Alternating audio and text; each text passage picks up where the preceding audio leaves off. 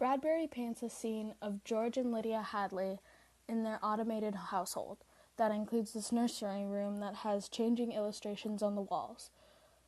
The purpose behind the room is that whatever the kids think or read about, their thoughts project onto the walls. The parents are unaware of what they're getting themselves into. Quote, "The nursery was silent. It was empty as a jungle glade on a hot high noon.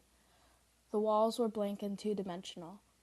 Now, as George and Lydia Hadley stood in the center of the room, the walls began to purr and recede into a crystalline distance, it seemed.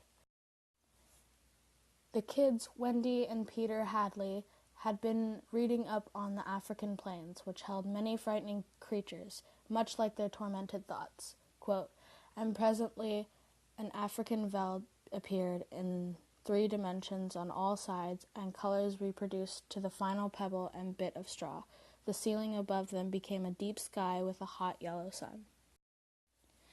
As the kids return home from a carnival across town, the parents sit them down and tell them the nursery will be closed for a while. The kids didn't like this idea and ran upstairs to throw a tantrum. The mom gave in and let them have one more night in the nursery. Then Mr. Hadley thought it would be a good idea to shut the whole house down and go on vacation. The parents hired a technician to shut the house down, and eventually their fearful thoughts caught up to them. The nursery went into full effect. The children, still being upset from the night before, locked their parents in the nursery and then turned it back on. Turning it off and on enhances its abilities.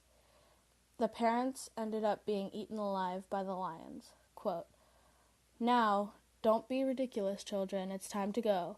Mr. McLean will be here any minute.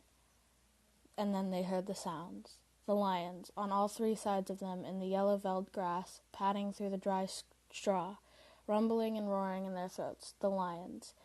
Mr. Hadley looked at his wife, and they turned and looked back at the beasts edging towards crouching, tails stiff. Mr. and Mrs. Hadley screamed, and suddenly they realized why those other screams had sounded so familiar.